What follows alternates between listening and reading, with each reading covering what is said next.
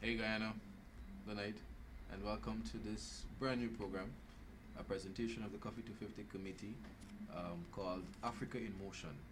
This is an information program that will be detailing the activities of the Coffee 250 and the Ghana Day committees here in Guyana and abroad. Um, and with me tonight, I'm Norbert Heinz, your host. With me tonight here is Royston Peters, and we're going to be talking a little bit about the work of the Ghana Day Committee and the Coffee 250 Committee. So, good night, Royston, and welcome to the show. Good, thank you, thank you. All right. So, we've just got about a 30-minute program for you, and for this 30 minutes, we're going to share with you some information about the organizations that I just mentioned, particularly Ghana Day Committee and the Coffee 250 Committee, and tell you a little bit about what we've done so far, what we've been doing. Royston, what is the Coffee 250 Committee? Well, it's an organization established to set about the dissemination of information and education on issues affecting Africans in Guyana and within the diaspora as well. But our main focus is the various villages and communities we have throughout the length and breadth of Guyana. And so we're trying to work with them to build the information base and provide them information on issues and events that taking place within the various communities and what have happened in the past as well. So Coffee 250 is this the same as the Ghana Day Committee? Well, it's they're two separate organizations, but we're twin because I think we all have the same focus.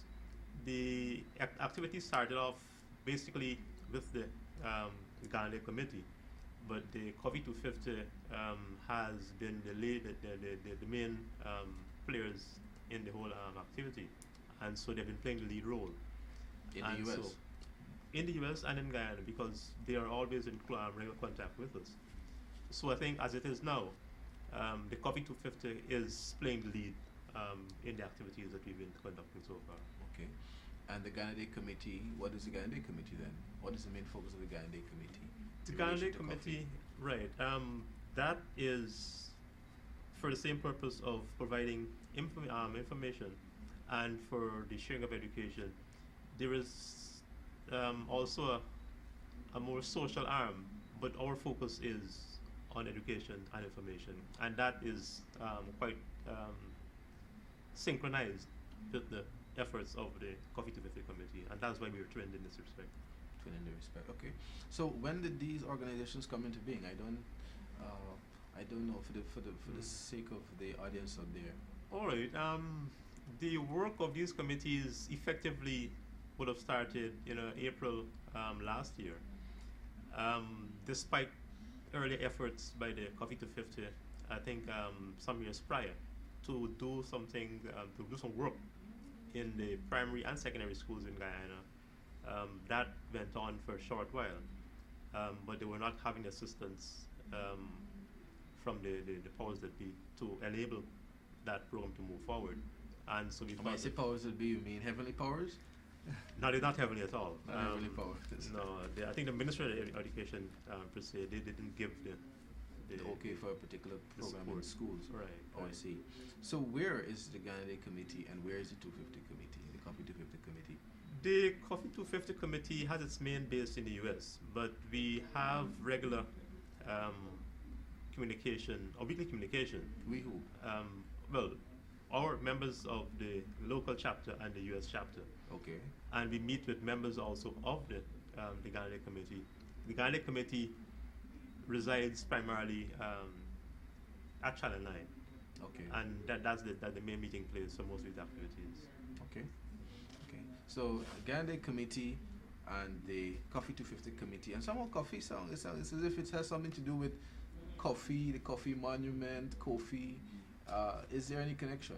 There is, and that's why it's Coffee 250, because it's last year would have made it 250 years since the 1763, whether you want to call it a revolution or uprising, and so that committee took the name to give respect to that 250 year of work and effort conducted by those by the slave coffee.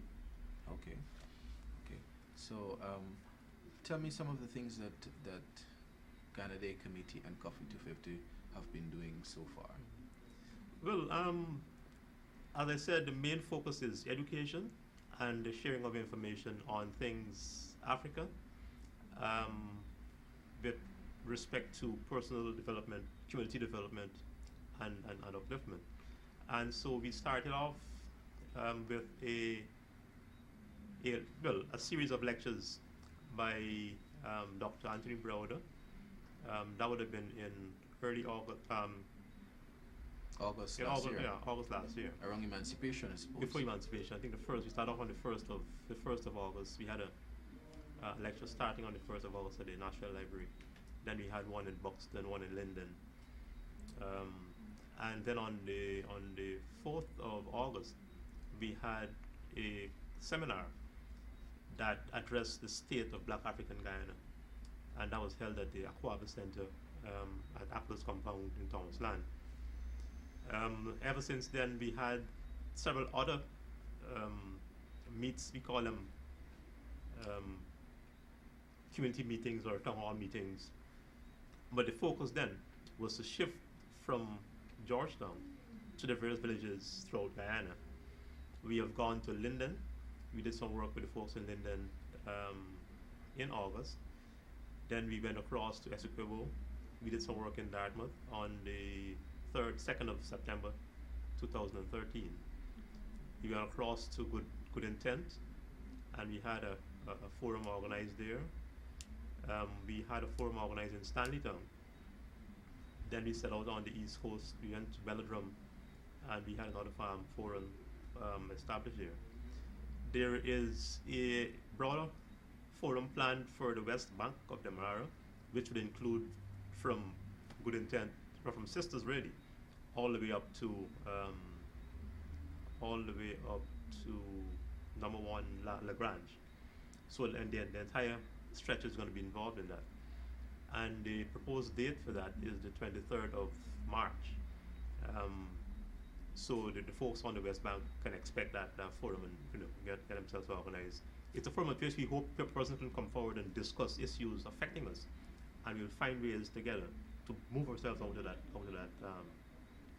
that position, build communities, build individuals, so we can have a more decent and respectable way of life. Okay. So the primary focus is education. It's getting people to engage with each other on finding solutions. It's about raising consciousness about issues related to Africa, the African continent, and African people in Guyana. Sure.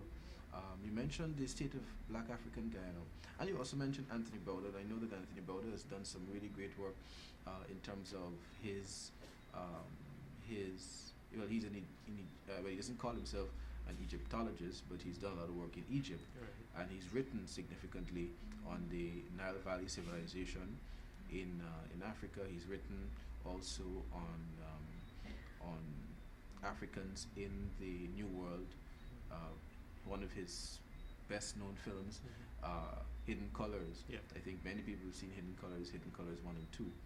So Anthony Browder was a pretty big deal, I suppose, when he came. And you also mentioned the state of Black African Guyana. I think I was at the forum, and it was a pretty big forum. I mean, it had over 300 people. Yes, it was indeed a large forum. I think it really presented much more than we anticipated when we had first started off the program to have that forum organized. But I think the content was well focused, and information provided to the audience was well structured and I think well received based on the responses we would have had ever since the program. And indeed, I think that it was one that the country was waiting for a very long time, especially the African community was waiting for a very long time. And I must commend the efforts of that committee for organizing such an event. And I know we due the general public a response on the events that would have taken place over the last, ever since the September forum. And that again will be held sometime in August. The details of that we will give to you a little later on when we have it more precisely said. But indeed, it was a tremendous forum. Oh, that's big. I think it was earth shaking because Earth-shaking. you heard a lot of comments um, ever since then that indicated that persons were actually trembling when they heard about how one went down. Okay. Well, but that's what earth shakers do. They give people trembles. Yeah. But you're also saying that since the State of Black African Conference in August, you haven't been sleeping. You've been busy. Definitely. You've been in communities. You've been in Belladrum. You've been in Linden, on the West Bank, in Essequibo. You've been, and also you have regular Sunday events. I think at Critchlow. Right. We have it's really a fortnightly session, but we had a little break during December, and now we're restarting. We had one session 2 weeks ago, and the next session is going to be held on the 9th of February, and that is one in which we hope to take a closer look at African spirituality. African spirituality. Yeah. That is something I think all of us, all Guyanese, need to focus on, and I would like to at this stage perhaps invite persons to be focused and be at that session, be at the session. It's going to be held at the Critchlow Labour College, starting at 2 in the afternoon, and I would like to at this stage perhaps offer an invitation to all persons who have an interest in investigating, discussing, or inquiring into African spirituality.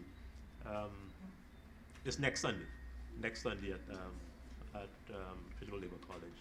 When we talk about African spirituality, I think, just for the audience out there, because people have misconceptions, we talk about Africa, we talk about Africans, we talk about spirituality, and people automatically think about Obio. And we just want to be frank, Obio is not, it's a part of spirituality, and it's been much tabooed, but it's only one expression of spirituality, and there are other expressions of spirituality, and that have their roots in the African society. In fact, Christianity has its roots in the African society. So don't limit yourselves. Don't. I'm saying to you to come out to the show because to the program on Sunday the 9th or the 10th, but it's on Sunday though. I think it's on the 10th. So you make it your duty to be on there on Sunday, and it's part of, as you said, it's part of a regular series. Every fortnight there's something at the Critchlow from 2 to 5, and it's a discussion on some topical issue. Yeah, definitely. The next one is going to be on the religion and spirituality, you said, but you had previous ones. We had ones previously, yeah.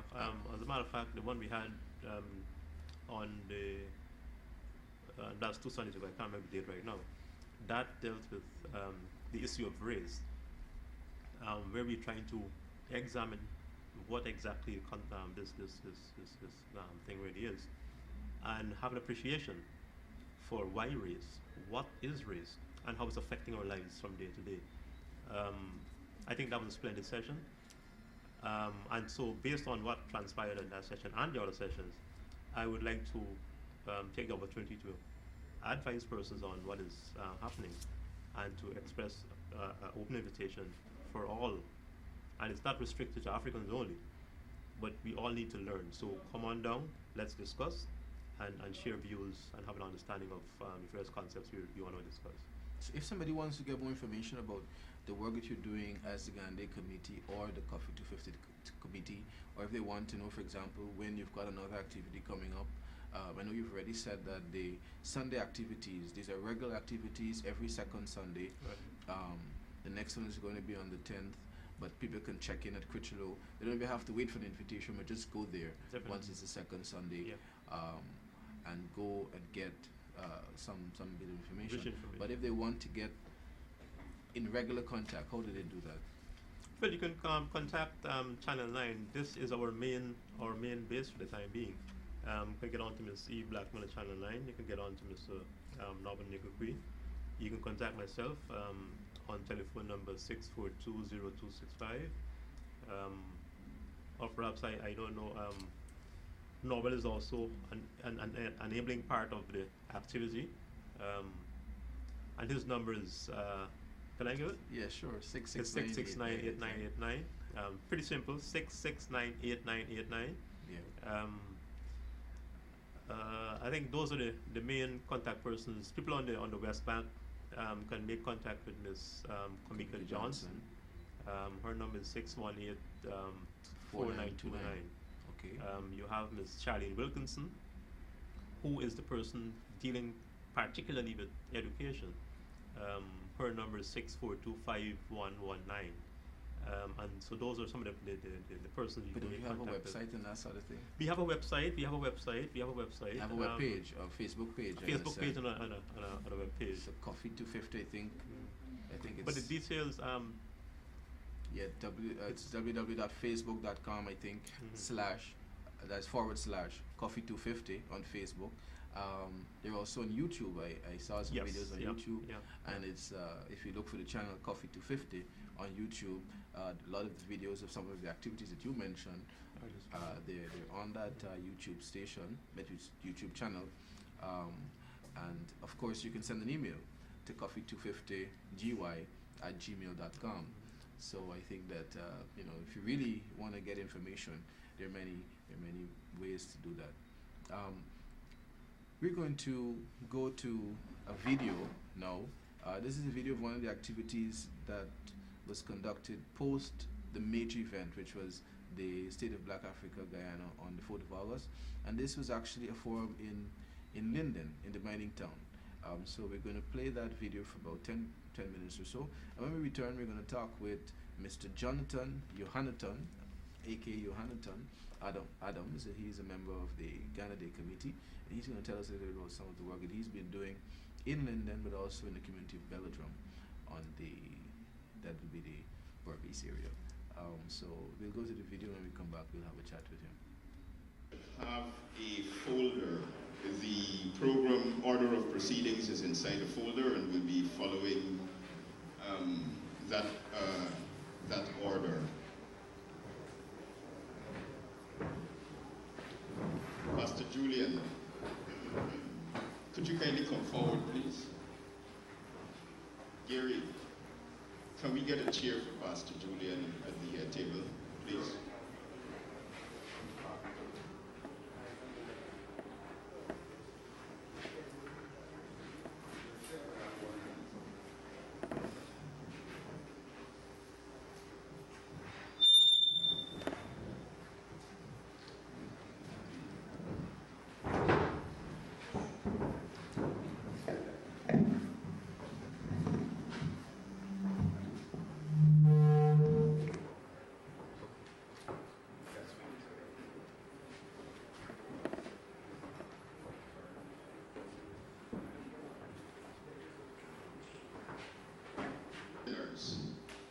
What is our condition 250 years after the 1763 rebellion and 175 years after emancipation? Are we better off? Or are we worse off? And more especially if we are worse off, what do we need to do? We have put together a very interesting team that is going to guide us through this discussion. Part of that team, and probably just as equally important a part of that team, is you, the persons who are seated here, the Lindeners. Because at the end of this, we will be coming out with Linden's position on the issues which are going to be discussed. And the whole of Guyana, the whole of the world is going to know that Linden see it this way. Guiding us through that discussion is Dr. Norman Nigaki, Mr. Vincent Alexander, Dr. Hines, his first name has suddenly deserted me. Dr. David Hines, Mr. George Abrams, and I'll skip. Sister Charlene Wilkinson from the University of Guyana. All right, that was just a little bit of the activity in Linden, and the man who was talking there, the celebrity, we've got him here now in the studio with us. This is Mr. Jonathan Adams. Good Well, night, sir. thank you very much. I'm not sure about the celebrity part. Yeah, Part man, of it. but he's a celebrity guy. Well, actually, it's it's a pleasure to be here once again, an honor. So basically, what I'm supposed to be doing is talking about what we're doing in Linden and what is going on in Belladrum as a part of the Ghana Day Committee activities. There is this organization which we work through in Linden, which is called the African Movement, and the work that we are doing there at the moment is teaching persons knowledge of self, and also to entrepreneurship. We just come out of a 13-week course. A 13-week course which took about 3 months to complete because it's new. It's a new approach towards African consciousness, whereby we're teaching people entrepreneurship, but with a distinct knowledge and the intention of getting to understand ourselves as the most significant entrepreneurs in this nation from an Afrocentric point of view. And so we have our graduation on the 8th, which is going to be next Saturday, where we're graduating about 6 persons from the course. They have developed a business plan, and it is interesting that each one of those persons was able to take an activity from their life and turn it into a business. Then we've got a number of DVDs which they had to study, but the most interesting one, and following up on a discussion that you had, is the origins of our faith. There was this discussion about Obia. Well, one need not make any excuse for African spirituality. I think the mere thought that we're making an excuse of it puts us into the arena of the negativizing of African culture. But in terms of moving fast forward and going to Belladrum, we had a very important session there. Belladrum is one of the villages, one of the 188 villages that Africans bought post-1838. And if you go into what is called the back dam of Belladrum at the moment, you're going to see vast swathes of land which once used to be farmed by the Africans. There, they used to do rice farming, they used to do ground provision farming, permanent crops, and cash crop farming. But over the years, and one must lay the blame directly where it is, there was a program which was enacted by the colonial government which aimed to destroy that capacity of Africans to feed themselves in this country. And what we are witnessing today in the African community, this whole scale dependence upon other people to provide our food, etc., is a legacy of that program. And so what we aim to do in Belladrum, in the Rising Sun Profit District, is to return those lands to profitability and to have that form a pilot project to then apply it to all of the other villages where Africans are.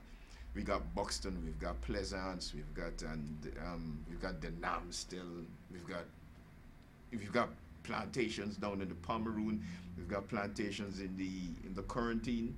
And so if we as Africans can return those villages to productivity, much of the problems that we face in the country today are going to disappear. And so that is part of the work that So you're the saying Ghana Day then Committee is doing. that central to this is economics, entrepreneurship. You're saying that the work that you're doing in Belladrum, Yes. which relates more to economics and agriculture and productivity and applying a consciousness to your business venture, is also part of the work of the Ghana Day Committee. Exactly, because what we're challenging is this notion that Africans don't know business. There's this notion that Africans don't know business and that Africans are afraid of land. And so what we aim to do is to challenge those notions, those stereotypes, by providing an enabling environment for Africans to once again begin to believe in themselves in those areas. I mean, this is the classic example that I love to quote. and that is that between 1838 and 1850, our foreparents spent $1.3 trillion to develop in modern day values to develop 25 estates. But Wow. that is 25 out of 188 Did you say estates. 1 trillion? 1.3 1.3 trillion. trillion. Yes, it was $2.5 million in those Back days. then. But when you apply the future tables to it, it works Wow. out to $1.3 trillion. That That's is a a lot of money. massive investment. Wow. There was one commentator on a piece which I had done in the newspapers who laughed at the fact that I said that Africans used to give contributions to John Smith's church. And the guy was saying, here we saying where they used to get this money from. But they did not know. I think that part and parcel of the whole work of the Ghana Day Committee is to re-examine not only the African, but to re-examine, at least from my point of view, re-examine what slavery was. Africans were entrepreneurs even in slavery. Because on Sunday, in the enslavement, in that enslavement period, because on Sundays what they used to do is they used to farm, and any spare time they got, they used to do ground provisions and they used to do livestock. And they used to sell it back to the plantation itself. Because of course the European, where would the European have got his food from if he was now planting his own food? It's the Africans who used to farm and they used to sell their stuff. So that when they came off of the plantation, they came off of the plantation with money, and then there was the apprenticeship. So that's where they amassed that tremendous wealth from. Unfortunately, the European, that did not go down well with the colonial government, and they destroyed. And so when you look at Buxton, and this is another point that we got to make, Right, because so we we don't run have a out lot of time. though, but Yeah. this is interesting. This is a very interesting point. When you look at Buxton, when you look at Pleasance, when you look at what you're seeing is the remnants of the largest entrepreneurial and business activity that this nation has ever seen. But the entrepreneurship of the Africans has always been a unique one. It has always been a business enterprise Which with a is also social community. component. And which is a new term now that we're using called social entrepreneurship. Social entrepreneurship. So the first social entrepreneurships in this Were nation were the free. people who worked off of the plantations, the so-called Wow. slaves. Wow. What has survived is the social aspect of that massive Massive entrepreneurial movement. Wow, that's brilliant, That's it. Brother Jonathan. But tell us quickly as we leave, how do people get onto you if they want to get onto you? If they're in Blinden or Belladrum? 675-1575. All right. people 1577 675-1577. 675 75 1577. So if you're in Linden, or if you're in Belladrum, or Georgetown, or in Georgetown, or you or want to anywhere. hear more from this guy, or connect with the work that he's doing for the Ghana Day Committee with Cuffy, please call 675-1577. So that's all for tonight, and catch us again next Sunday, and this is going to be a regular program every Sunday at 7:30 in the future, here on this channel, Africans in Motion. Thanks very much for tuning in.